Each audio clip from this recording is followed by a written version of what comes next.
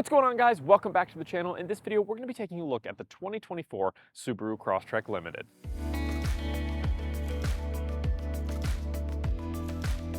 So I took a look at the Crosstrek back in April, and I think we were just looking at a premium model, so it didn't have all the features, but it did have, a lot of nice features still, even on that lower trim level. But this is just about the top trim level Crosstrek you can get. There is the Wilderness trim that's still higher up and costs more money. Those have not been delivered to our lots yet. So as soon as we get a Wilderness, I'll be making a video on one of those as well, because you get a couple extra features there that are not available on any other Crosstrek. But here on the Limited, this is going to have basically everything else you could possibly have, except for that additional ground clearance, taking it from 8.7 to 9.3 inches. Now the model here we're looking at is crystal black silica. This is what I had my Crosstrek in back in 2019. I'm a little bit biased towards liking it, but it's not the most interesting color ever, but I think these all black Crosstreks look really good, especially with the updated design on the front grille. But let's go ahead and get into everything that this Limited has to offer. So I mentioned this in my previous Crosstrek video, but it has been basically completely redesigned here in 2024. So it's very similar. It's not gonna, break the mold entirely,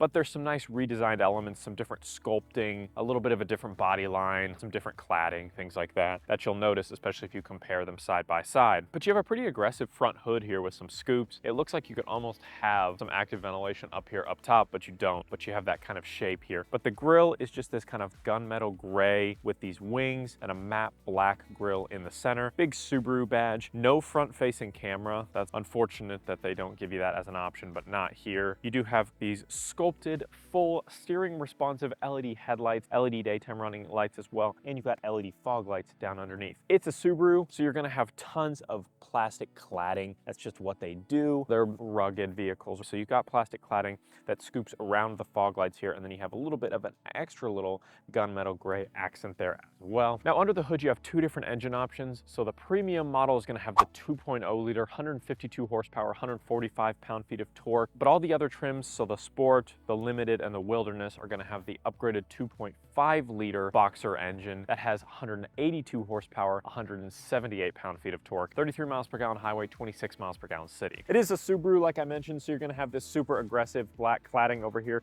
You've got some little active pass-throughs here. This is kind of WRX inspired here with this little extra bump with the pass-through. Now it sits on these 18-inch dark gray aluminum wheels. They're a two-tone wheel. Really nice look. I'm a big fan. I love everything Subaru does with their wheel designs. Really nice. Moving on back, you have these dark gray mirror caps as well, so not body colored here on the Limited. They do have built-in turn signals, blind spot monitoring. They're heated. They are manual folding though. Keyless access here on the door handles. Up top you do have a sunroof, and then you have these Aero crossbar add-ons. This was a $252 option that we put on this vehicle. And then of course you do have Subaru's EyeSight driver assist system up here. This is going to be standard on every single Crosstrek, and it has been upgraded so it works even better, and it gives you a whole plethora of safety features on almost every single Subaru model, but definitely every single Crosstrek model. So moving to the back of the Crosstrek here, I really like the updated look with these super aggressive C-shaped tail lights. We looked at this in the Impreza video that I made recently, and obviously the 2024 Crosstrek video I made a few months ago. These are super aggressive taillights. They're not LED here,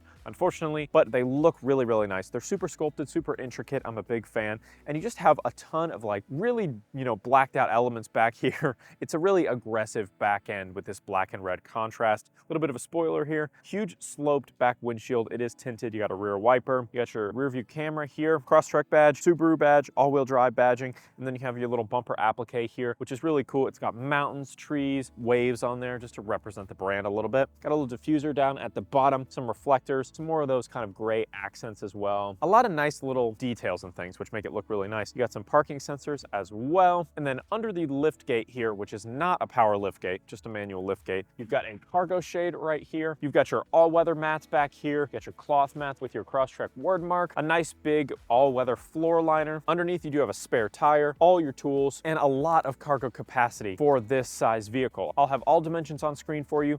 Here's with the rear seats up, and then if you go ahead and fold the rear seats down, and then you do have a little bit more of this design here with some mountains on the inside, and then a tiny little Crosstrek right there, which is nice. And you have some nice designs on the all-weather liner too. This is cool too. Up underneath the liftgate, you have a little bit of a textured element that says Subaru on it. That's definitely a new feature. So tons of capacity and capability here in such a small SUV like the Crosstrek. But let's go ahead and jump inside. All right, so hopping inside the cabin here, this is your traditional Subaru Crosstrek cabin. It's not flashy, it's not gonna blow you away, but it's comfortable now, thankfully. It's got some nice tech updates, and you know what? It's functional. And that's all that really matters here on a vehicle that's around this price point. So let's start over here on the left, work our way across. So you've got some leather material on the door panels here with some orange accent stitching. It's on the armrest area as well. Some faux carbon fiber here that runs not only along the door panels, but over to the center console, then across above the airbag area. A hard touch plastic material up top. Then you have kind of a textured gray material that runs across the center. It's not real flashy, it's kind of samey across the board a little bit, but you know what? I think it looks pretty clean, pretty nice, and you know what? It's rugged and it will last because this is gonna be, you know, a first car or a family car. It needs to be able to take a little bit of a beating. And then basically everything from like knees down is all hard touch plastic. You've got automatic windows for driver and passenger side. Obviously you can move your mirrors around there. You have your Harman Kardon premium audio system down below here. Over here you have your brightness controls for your gauge cluster, some vents. They say it has dynamic ventilation now, which basically is supposed to intelligently direct hot or cold air specifically to the intended passenger. I don't even know how you test that really. Right in front of me here, we've got a nice leather wrapped steering wheel with some orange accent stitching, media controls on the left side, and then on the right side, you have your lane centering, your adaptive cruise control, your SI drive, all of your vehicle functionality is over on this side. Paddle shifters behind that, light controls, wiper controls. Past that, you have two traditional analog gauges. The Crosstrek is not the most technologically advanced vehicle out there. You still have almost a full analog gauge cluster. You do have a little driver information center in the middle, and that basically lets you see things like your driver assistance features, what gear you're in, how many miles on your trip, all that kind of stuff. Trip reset button. You have your push to start engine button in my least favorite spot. Maybe not my absolute least, but up there. Behind the steering wheel, you can't see it. You have to do the little reach around move to actually start her up, but you do have push to start here. Right in the center here, really the eye-catching upgrade for 2024 is you now have the 11.6-inch Subaru Starlink multimedia infotainment center here. This has everything. You've got phone, radio, Bluetooth, wireless Apple CarPlay and Android Auto. You know, your My Subaru app, car information, you can control your climate. You have all of your different safety systems you can turn on and off in this menu. Obviously, you can see your rear view camera as well. Again, no 360-degree system here, just a standard rear vision camera here, but it does have your parking lines and your kind of adaptive system. You can enable or disable your dual function X mode that you have here on the Crosstrek Limited. You do have a dual zone climate control system here, so individually adjustable climate for driver and passenger. The one thing you can't do on this system that you could do on other systems is enable your heated seat. So to do that, you have to use the physical controls here, which most people actually prefer. You've got vents on either side of this system. If we move up top for a sec, you do have a really nice, thick, chunky rear view mirror. This is an auto dimming rear view mirror with universal HomeLink garage door controls and a compass. I love this mirror, talked about it a lot. It's fully functional outside of having a camera built into it. That's the only thing that can make this mirror better in my opinion. Behind it, you do have your EyeSight driver assist, SOS buttons, sunroof controls, LED dome lights up here. Nothing super interesting. If we move back down, you do have a aux input, which is nice to have, a 3 amp USB-C port, a 2.4 amp USB-A port, and a Qi-enabled wireless charging pad. We'll talk more about that in my hidden features video, so definitely subscribe so you don't miss that. I really like that they gave you kind of a really rugged plastic gray material around the center console here. I really don't like that they put gloss black plastic on the part that you interact with the most. One of my biggest pet peeves in the car industry, I don't get it.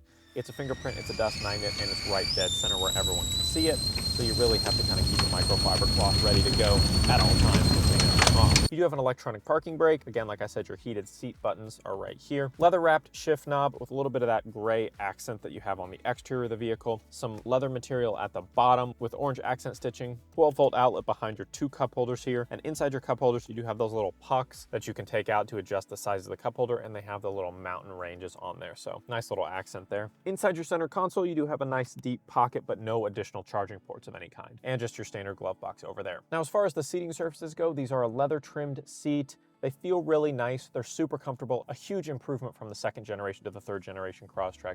Much more comfortable, much more bolstered. These again are the leather appointed. They have orange accent stitching, a little bit of a two-tone accent on them with some orange perforations in the center. The driver is a 10-way power adjustable with 2-way lumbar support. and the passenger seat is just a manually adjustable seat. So hopping into the back seat of the Crosstrek here, again, I have my seat all the way back where I would sit at 6'1" and 5/8 of an inch according to the comment section. I've got handles back here for a nice grip when people start whipping it around, going up rocks and whatnot. The door panels here mirror pretty nicely what you've got going on up front, although they swap out the leather material for just a, textured plastic material, some hard black plastic. You do have more of that leather accent on the armrest with some accent stitching. Speakers back here, cup holders. You do have 2 charging ports, one USB-C, one USB-A. No heated seats and no rear vents. You do have map pockets back here as well, but you don't put maps in that. We all know that. If you fold this down, 2 more cup holders, nice little armrest. 2 adults back here, should be perfectly comfortable. 3 kids, you could definitely do. There is the little transmission bump here, but I think you can fit 3 kids back here. Honestly, 3 adults would not be terrible back here. I've definitely done it or did it in the past on my Crosstrek, and it was okay. But again, not for long periods of time because this is a compact SUV. But the seats back here are super comfortable. Very similar material, same kind of perforated pattern, same accent stitching. Really nice. Again, super comfortable, big update from previous generation Crosstreks. All right, let's take the Crosstrek here for a little test drive. I've already got it out on the main road here. We can get a little acceleration test here. Now again, you're talking about a CVT transmission, especially on the Crosstrek here, it kind of like lags, then goes, then lags again, then goes. So it's kind of this 2-part lag, but don't underestimate going from that 2-liter to the 2.5 liter. That 30 horsepower bump and the 33 pound-feet of torque bump makes a difference. I had a Crosstrek from 2018 actually is when I bought it to around 2021. It was awesome. I loved it. It was one of my favorite vehicles I've ever owned. But my biggest complaint about it, how it wasn't enjoyable to drive. It was just kind of slow. Going from that 152 horsepower to the 182 horsepower makes a difference. It doesn't make this the most fun compact SUV to drive. I still find my Bolt EUV way more enjoyable to drive, but it has 201 horsepower and instantaneous torque. Going from that 2.0 liter to the 2.5 liter makes a big difference. If you can manage it and it's affordable for you, definitely at least get the sport trim where you get the 2.5 liter. That's a relatively affordable trim level. All right, let's go ahead and try the adaptive cruise control system here. So let's go ahead and set it, and we'll turn on lane centering as well. So it shows there's no lanes right now. It can't detect anything. We do have a 2-stripe lane on this side, but it's pretty faded. We don't have one on that side, so it's not showing it. But once we get up here more on the main road, you'll see it. It'll show you on screen when it actually detects lanes and when it doesn't, and when it detects vehicles in front of you and when it doesn't. As far as usability of the infotainment system, it's really nice. It's perfectly usable. A nice mix of on-screen controls and physical controls. My biggest issue with it really is just that it's kind of laggy. I don't know if you noticed that, but kind of switching between apps, like see how long that takes to pull up the radio app and going to media, there's just a really noticeable lag, which I'm not sure if that's intentional to like make you not want to use it. That seems counterintuitive, but it's just kind of laggy. Like even look at that, like swiping between, it's not quick, it's not smooth. Overall, it's just super laggy, but it's very functional. It's got everything you could possibly need. It's got the rear view camera. It's got your dual function X mode, Apple CarPlay, which looks nice. Big full screen Apple CarPlay right here. I really like that. Perfectly usable. It's just a little bit on the laggy side. But let's go ahead and set our cruise control here. So it did bring me to a complete stop, and it shows this Lexus in front of me on screen. It represents it as a Legacy, which is kind of funny. It does show one active painted line on this side. It kind of disappeared there for a sec. I do have 2 lanes over here. Let's see if it actually speeds me up when this vehicle in front of me moves. I also don't like the location of this push to start. I mentioned that earlier. That's just super unfortunate. It's right in the way. I don't know. Maybe I'd get used to it, but not my favorite. Visibility is always something I talk about with Subarus because it's so nice. Huge front windshield, huge back windshield. You have a pocket window here right by your A-pillar and a nice big window. So really you're not lacking in visibility at all. The cabin feels bright, feels airy, and it's very visible from every angle. You're not gonna have a ton of blind spots on this thing. So it's speeding me back up. And we're gonna go ahead and turn here. Let's see if it brings me to a complete stop with these cars slowing down in front of me here. Yes, it did. So now we will have 2 lines. Yes, we got 2 lines now. So it is slowing me down. This vehicle in front of me came to a stop. Now it's speeding me back up. It's doing a good job of keeping me in the center of the lanes. I'm not applying any braking, acceleration, or steering pressure, even though it's gonna say keep your hands on the wheel. So it does a really good job. I'm just gonna hold on so it doesn't do it.